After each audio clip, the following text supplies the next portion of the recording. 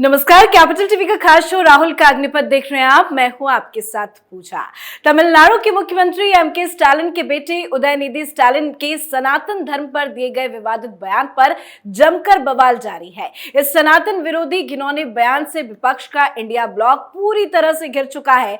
राहुल गांधी भी बिल में घुस गए हैं, इस बयान पर चुप्पी साध रखे हैं। वैसे लगता है विदेश जाने की तैयारी में जुटे हैं, क्योंकि 7 से 11 सितंबर तक 3 यूरोपीय देशों की यात्रा पर जो जा रहे हैं राहुल गांधी। खैर, लेकिन इस बीच राहुल गांधी और प्रियंका गांधी के बीच रिश्ता क्या कहलाता है, इसको लेकर कई तरह के सवाल खड़े हो रहे हैं। बीजेपी ने एक वीडियो शेयर कर राहुल गांधी और प्रियंका गांधी के बीच तकरार की बातें कही है। तो अब सवाल ये भी खड़े हो रहे हैं कि राहुल गांधी के मोहब्बत की दुकान में क्या बहन प्रियंका के लिए मोहब्बत नहीं है? बहन भाई के रिश्ते के बीच क्या वाकई नफरत की बू आ रही है? आज इसी पे चर्चा करेंगे। मेरे साथ स्टूडियो में मौजूद हैं कैपिटल टीवी के एग्जीक्यूटिव एडिटर राजीव जी। राजीव जी, बहुत बहुत स्वागत है आपका। धन्यवाद। चर्चा की शुरुआत करें, पर उससे पहले आज आपको एक वीडियो दिखाते हैं। ये वीडियो बीजेपी की तरफ से जारी किया गया है और बीजेपी ने वीडियो शेयर कर लिखा, एक आम भाई बहन जैसा नहीं है राहुल गांधी और प्रियंका का रिश्ता। प्रियंका राहुल से तेज है, पर राहुल के इशारे पर ही पार्टी नाच रही है। सोनिया गांधी भी पूरी तरह राहुल के साथ है। घमंडिया गठबंधन की मीटिंग से प्रियंका का गायब होना यूं ही नहीं है। वीडियो में देखिए कैसे बहन का इस्तेमाल सिर्फ चुनाव प्रचार के लिए किया जा रहा है। तो अब इस वीडियो को लेकर राहुल गांधी के बीच में सवाल खड़े हो रहे हैं। क्या कहलाता है प्रियंका गांधी और राहुल गांधी का रिश्ता? क्योंकि ये वीडियो तो काफी कुछ कह रहा है। देखिए, दो तरह की बातें इस वीडियो से सामने आई है। एक, दोनों के बीच के रिश्ते में दरार जो पड़ी हुई है शुरुआती दौर से, आज की बात नहीं है, लेकिन ये दरार अब और ज्यादा बढ़ गई है। क्योंकि जब किसी के अंदर महत्वाकांक्षा न जगाएं तो उससे पहले की स्थिति और जब महत्वाकांक्षा जाग जाए उसके बाद की स्थितियों में अंतर होता है। जब तक किसी व्यक्ति की महत्वाकांक्षा जागृत नहीं होती है तब तक तो वो सुसुप्तावस्था में होता है। जैसे प्रियंका गांधी की बात है, 2019 से पहले की प्रियंका गांधी, जो कि संबंध परिवार के साथ अच्छे नहीं थे, लेकिन इतने बुरे नहीं थे क्योंकि उनको ये बताया जा रहा था कि आपके राजनीति में आने के लिए अनुकूल समय नहीं है, यानी आप अभी परिवार पर ध्यान दो, उसके बाद राजनीति पर ध्यान देना। और प्रियंका गांधी ने शादी कर ली, रॉबर्ट वाड्रा से शादी की, 2 बच्चे हुए और परिवार संभालने की जिम्मेदारी दी जाती रही। यहां तक कि यह संभावना इस बात की भी है कि राहुल गांधी ने एक और आश्वासन दिया होगा कि मेरा आगे का कोई फ्यूचर प्लान नहीं है, मतलब हम शादी करने वाले नहीं हैं, हमारा जो आगे का नेहरू गांधी खानदान जो चलेगा यही वाड्रा खानदान के साथ चलेगा। प्रियंका गांधी के बच्चे, जो तुम्हारे बच्चे होंगे, वही राजनीति में कदम रखेंगे। हमारे तो आगे का भविष्य ही खत्म है, शादी नहीं करने वाले हैं। ये जो कई आश्वासन की बातें चल रही है, उसके कारण प्रियंका गांधी भी थोड़ी निश्चिंत रही कि आज न कल राजनीति में तो आएंगे, लेकिन इसके लिए जो हमें बताया जा रहा है उस आधार पर काम करें। अमेठी में, रायबरेली में वो एक्टिव रही। उनको उत्तर प्रदेश के 2 क्षेत्रों की राजनीति में इसलिए शामिल किया गया क्योंकि दोनों जगह से सोनिया गांधी और राहुल गांधी चुनाव लड़ते थे। उसके अलावा किसी भी राजनीतिक मंच का इस्तेमाल वो नहीं करती थी। लेकिन धीरे धीरे स्थितियां बदली और फिर राहुल गांधी फुल फ्लेज राजनीति में आए, सांसद बने, उनकी सरकार थी। तो उस समय राहुल गांधी को अपने आप को स्थापित करने के लिए चुनौती नहीं थी। लग रहा था गांधी नेहरू परिवार को कि हम किसी भी स्तर पर रहें, कैसे भी राजनीति करें, आगे जब भी हमारी मर्जी होगी, मनमोहन सिंह आउट, हम इन हो जाएंगे, प्रधानमंत्री पद हमारा ही है। लेकिन 2014 में क्या हुआ? पूरा का पूरा परिदृश्य बदल गया। यहां पर कांग्रेस को ये उम्मीद ही नहीं थी, किसी तरह की संभावना नहीं थी कि भारतीय जनता पार्टी में एक ऐसा नेता आएंगे जो नेहरू गांधी खानदान के ये जो राजनीतिक विरासत है उस पर ग्रहण लगा देंगे। यही हुआ। 2014 में राहुल गांधी छटपटाते रहे। राहुल गांधी को कांग्रेस का क्या बनाया गया? राष्ट्रीय उपाध्यक्ष। लेकिन उनके जो स्थापित करने का था कांग्रेस के अंदर और देश में मतलब लोगों के बीच, राहुल गांधी को सिर्फ दिखाना था कि नेहरू गांधी परिवार का अगर कोई विरासत संभालने वाला है, उसका उत्तराधिकारी है, तो वो दो नहीं है बल्कि एक ही है। ये पहले से ही चलता रहा। जब जवाहरलाल नेहरू के समय से, मोतीलाल नेहरू के बाद जवाहरलाल नेहरू उत्तराधिकारी तो बने, लेकिन उसके बाद उनकी बहन के साथ उनके संबंध सामान्यतः वैसे ही रहे और उनको छोटी मोटी जिम्मेदारियां दी जाती रही। विजया लक्ष्मी पंडित की बात करते हैं, उसके बाद भी नेहरू के बाद इंदिरा गांधी, उसके बाद राजीव गांधी, अरुण नेहरू के साथ उनके संबंध, अरुण नेहरू को मंत्री बनाना, फिर बाहर का रास्ता दिखा देना। इंदिरा गांधी के समय में जब संजय गांधी राजनीति में थे तो उस समय राजीव गांधी को इससे दूर रखा गया। वो पायलट बन के अपने बिजनेस किया करते थे, अपना काम किया करते थे। लेकिन संजय गांधी की जब मौत हो जाती है तो उस समय राजीव गांधी की एंट्री कराई जाती है पॉलिटिक्स में और इंदिरा गांधी उनको जिम्मेदारी देती हैं। लेकिन उस समय क्या हुआ, क्या संजय गांधी की मौत के बाद राजीव गांधी अगर कांग्रेस में आए तो उस समय क्या मजबूरी रही इंदिरा गांधी की या राजीव गांधी की कि मेनका गांधी यानी संजय गांधी के पूरे परिवार को कांग्रेस से बाहर कर दो, पूरे कांग्रेस के अंदर उसका नामो निशान नहीं होना चाहिए। मेनका गांधी आउट हो गई। किसी तरीके से उन्होंने राजनीति में अपने आप को स्थापित किया, भारतीय जनता पार्टी का सहारा मिला, जनसंघ का सहारा मिला और वहां से वो राजनीति करती रही। उनका बेटा वरुण गांधी, ये दोनों भारतीय जनता पार्टी में राजनीति करते रहे। भारतीय जनता पार्टी ने प्लेटफॉर्म दिया, आज भी सांसद है। लेकिन वो जो गांधी नेहरू परिवार की चालाकियां हैं वो तो कहीं जाएगा नहीं। वरुण गांधी के अंदर भी है, मेनका गांधी के अंदर भी है। आज वही आधार है कि इनकी चालाकियों के कारण, शातिरता जो दिमाग के अंदर है, उसी के कारण वरुण गांधी और मेनका गांधी को भारतीय जनता पार्टी में तवज्जो नहीं दिया जा रहा। ये दोनों अपना अपना रास्ता देख रहे हैं कि अब इस बार के चुनाव में उन्हें टिकट मिलेगी या नहीं मिलेगी, इसकी भी कोई गारंटी नहीं है। लगभग ये माना गया है कि इस बार टिकट नहीं मिलेगा। अब इसके बाद राजीव गांधी की मौत, हत्या के बाद स्थितियां ये हुई कि सोनिया गांधी थोड़ी कंफ्यूज रही।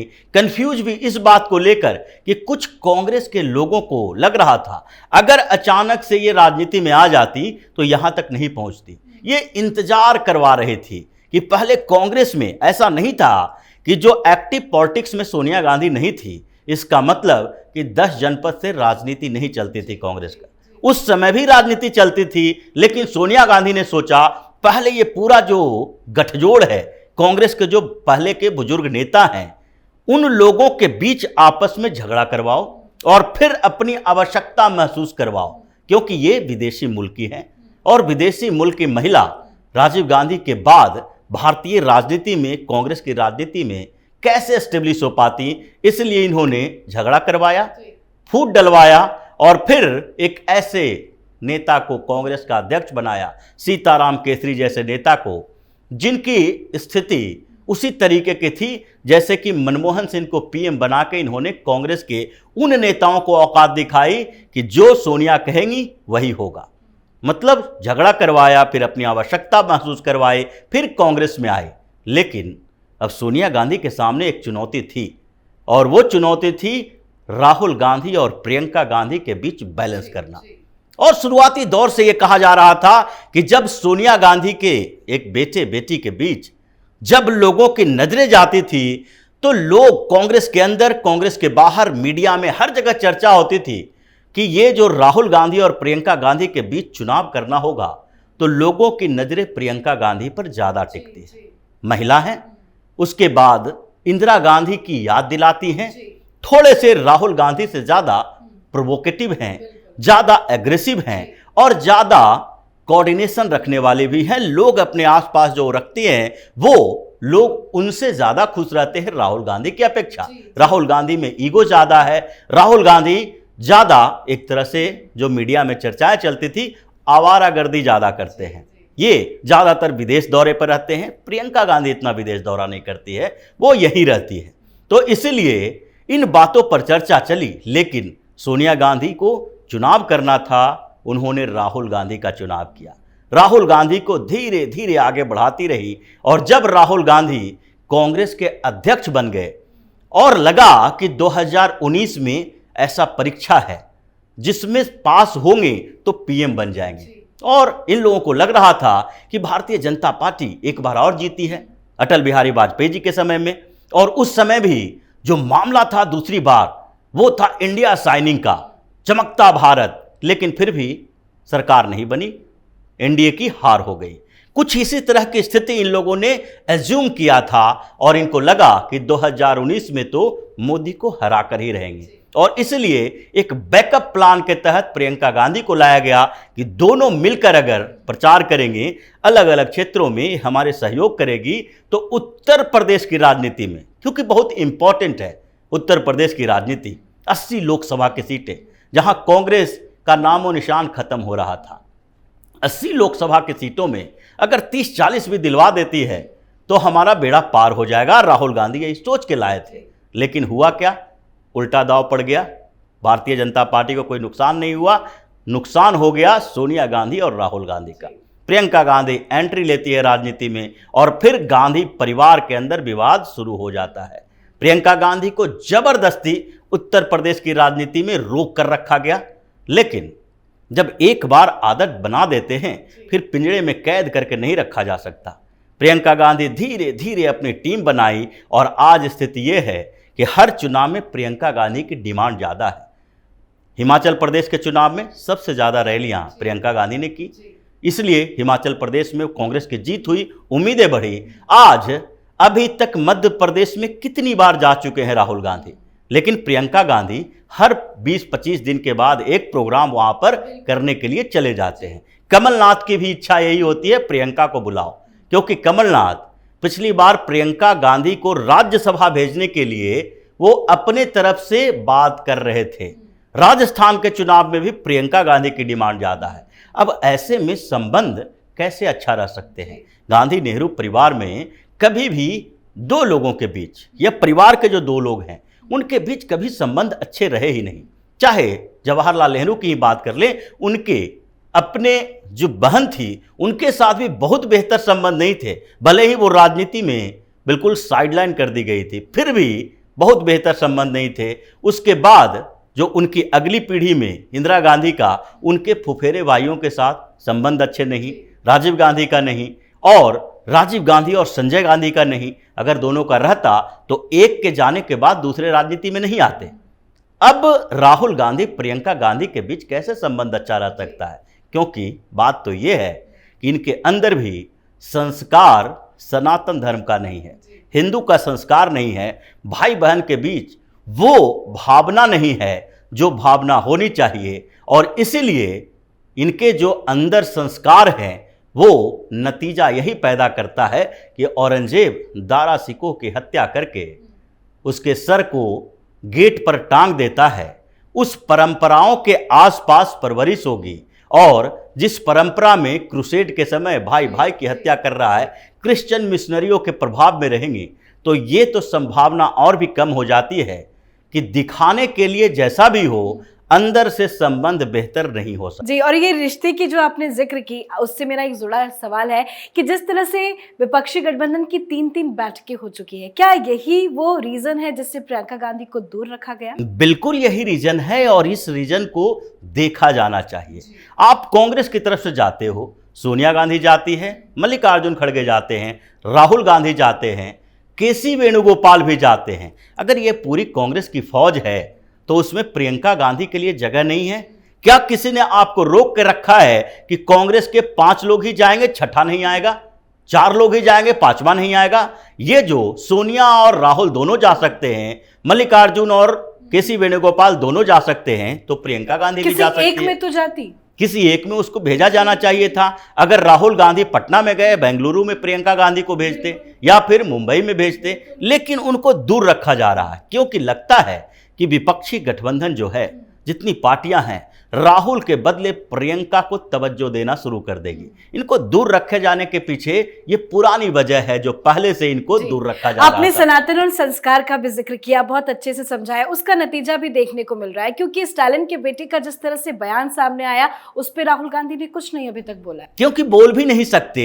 ये इंडिया गठबंधन की जो बैठक हुई मुंबई में एमके स्टालिन आए। स्टालिन अपने आप को नास्तिक कहता है। क्या वो वास्तव में नास्तिक है? क्या उसके शादी विवाह परंपराएं सिर्फ कोर्ट से संचालित होती है। घर में उसके संस्कार नास्तिकता क्या है, मतलब ईश्वर पर विश्वास नहीं करना, संस्कृति के साथ चलना, ये दोनों के बीच अंतर है। अनिश्वरवादी को नास्तिक कहा जाता है, जिसका ईश्वर में विश्वास नहीं है। तो क्या ईश्वर में उसका विश्वास नहीं है? ये जो स्टालिन है, ये अपने मंचों पर जब गॉड की बात करता है, क्रिश्चियनिटी की बात करता है, तो उस समय तो नास्तिक नहीं होता, लेकिन जब हिंदू धर्म, सनातन धर्म की बात आती है तो वो नास्तिकता का बहाना लेकर हमारे धर्म के खिलाफ बात करता है। और कांग्रेस की तरफ से इतने दिनों के बाद राहुल ने कुछ नहीं बोला, प्रियंका सोनिया ने कुछ नहीं बोला, केसी वेणुगोपाल से कुछ कहलवाया गया क्या कि ये हमारा जो अलायंस है उसमें अलग अलग विचारधारा के लोग हैं। तो तुम्हारे अलायंस में अगर सनातन विरोधी विचारधारा के हों, भारत विरोधी विचारधारा के हों, चीन समर्थक विचारधारा के हों, पाकिस्तान समर्थक विचारधारा के हों, तो ये चोर लुटेरों का जो गठबंधन है उसको देशद्रोहियों का गठबंधन भी कहा जाए तो गलत नहीं हो सकता है। विचारधारा का मतलब पॉलिटिकल विचारधारा होती है, राजनीतिक विचारधारा। विचारधारा का मतलब ये नहीं होता है कि आपने कहा कि सेकुलर गठबंधन है ये, और सेकुलरिज्म के नाम पर आप सनातन धर्म को टारगेट कर रहे हो, हिंदू धर्म को टारगेट कर रहे हो, इसको खत्म करने की साजिश रच रहे हो। उसके बाद आप ये कहते हैं कि हमारा नेशनल इंटरेस्ट है, आप चीन का समर्थन कर रहे हो, आप पाकिस्तान की बोली बोल रहे हो। तो ये जो है चोर लुटेरे सिर्फ नहीं हैं, ये देशद्रोहियों का गैंग है। और राहुल गांधी जिसके लिए बैटिंग कर रहे थे स्टालिन, इतना दिन से सबसे ज्यादा बार स्टालिन ने ही बोला है कि राहुल को पीएम कैंडिडेट होना चाहिए, अब उसके खिलाफ कैसे बोलेगा? तो स्थितियां बिगड़ चुकी है, इन लोगों के पास कोई चारा नहीं है।